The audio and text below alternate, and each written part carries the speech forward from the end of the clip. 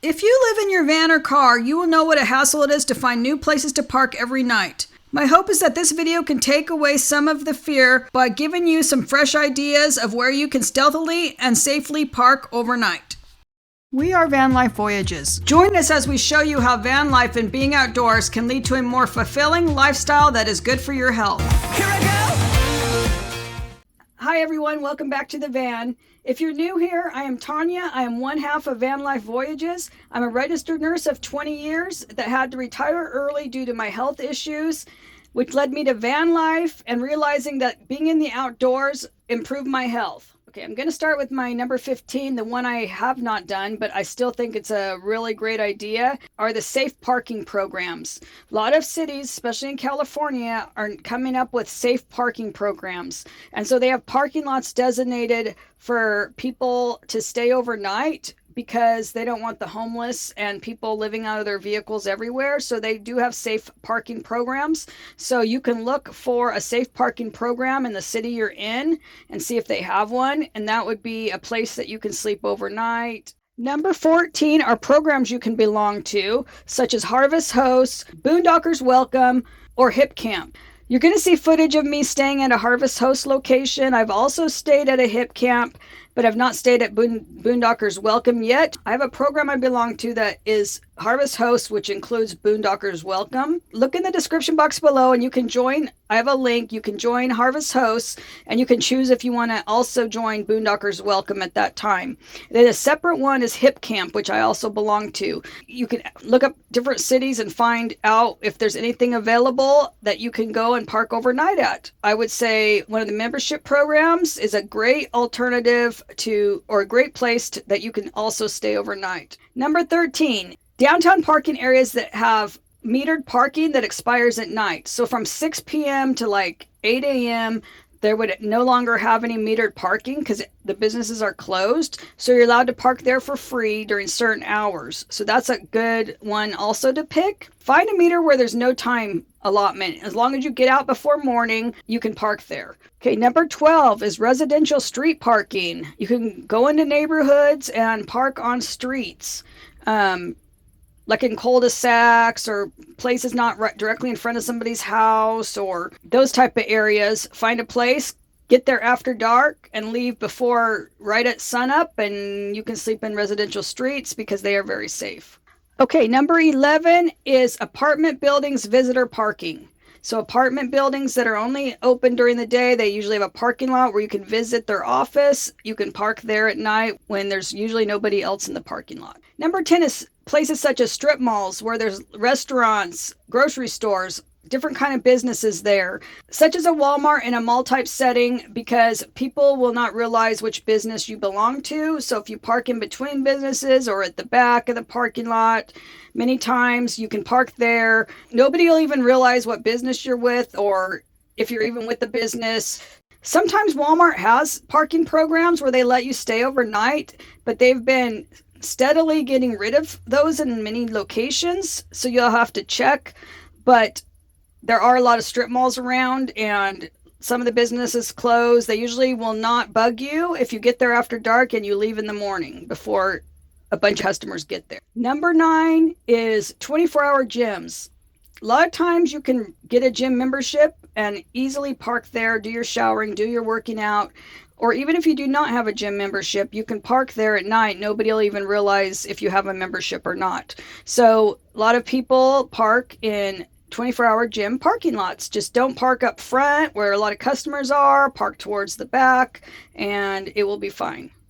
Okay, number 8 is casino parking lots, because if you go in and gamble on a machine for a few minutes or go there and eat something, you get a receipt and then you can park there and nobody will usually bug you. So I would just recommend going in and purchasing something so you have a receipt. Casino parking lots, you will usually not be bugged at all, but it's great to have a receipt in case you are.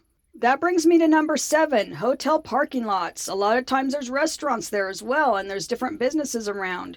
So that's another good one. If you park towards the back or the side of a hotel parking lot, then usually nobody will bug you. I've done this many times and have had no issues.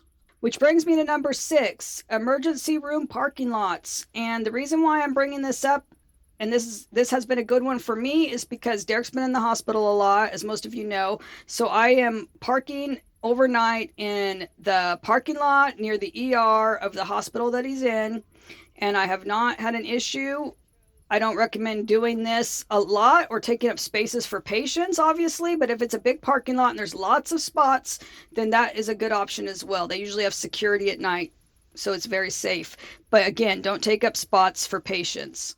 Okay, number 5 is Cracker Barrel. There are a lot of Cracker Barrels in a lot of cities, and a lot of them have designated RV parking. So they let you stay overnight because they want you to come in and have a meal, which is good thing to do. Don't go there and take up their spots without having a dessert or a meal or something. Get a receipt as well. They have a great gift shop. Shop in the gift shop.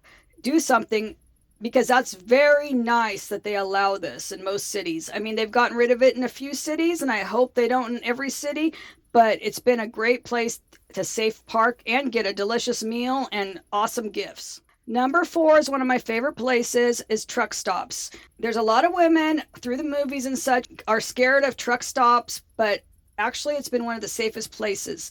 I have not run into any issues, and I love Pilot and Flying J. Those are my favorites. If there's a Pilot or a Flying J around, I'll stay over there, and then I'll get my coffee from them in the morning. And if there's a Denny's, I'll eat breakfast there too. So I frequent the businesses that are in the area, such as if I park at a Walmart, I'll go in and buy stuff. I always try to frequent the businesses that allow overnight parking because I think it's a great perk. Number 3 are rest stops. And there's a lot of rest stops on highways in all different states. Every state has different type of rest stops and such, but most allow 8-hour parking. Some may not, so you got to check. But like in California, they allow 8-hour parking. So if you get there, you're allowed 8 hours to stay overnight. They have bathrooms, they have vending machines, they have trash cans. I've stayed in quite a few. So that's an option. A lot of people stay overnight in rest stops if it's allowed in that state, city, Just say it! What do you say? Municipality? I can't say that word. Check with the local area. There'll be signs up and you can see if you can stay overnight. Okay, number 2 is one I do frequently as well.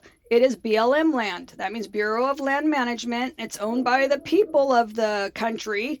And so there is free camping on BLM land. You got to pack it in, pack it out. Don't leave any trash. And usually there'll be no bathrooms or anything on BLM land. It's just for boondocking, but there's a lot of BLM land in certain states that you can park on for free overnight or for weeks, up to 14 days. So BLM land is a great choice. Wait for it. Wait for it. Wait for it. Wait for it. Wait for it. Wait for it. Wait for it. Keep waiting. Wait for it. Okay, number 1 is RV parks or campgrounds. I mean, almost every city has RV parks, okay? Yeah, you might have to pay something, and it might be $20 or $30, but you will have hookups and electricity. There will be showers, there'll be bathrooms. So there's perks of RV parks. And then camping, the same thing. A lot of areas allow camping, but you have to pay. And there'll be amenities such as bathrooms, your own fire ring, maybe a picnic table. Anyway, you can always look for campgrounds and RV parks to stay overnight. And a lot of times if you're in a car, you can still get an RV spot. You can charge up all your stuff and put a tent up, and most places will allow it if you have a tent with you. Thanks for watching. If you learned something new or found value in this video, please subscribe and hit the notification bell so you don't miss anything. You don't want to miss the video coming up in a few seconds. We'll see you there. Bye. Now my wheels in motion.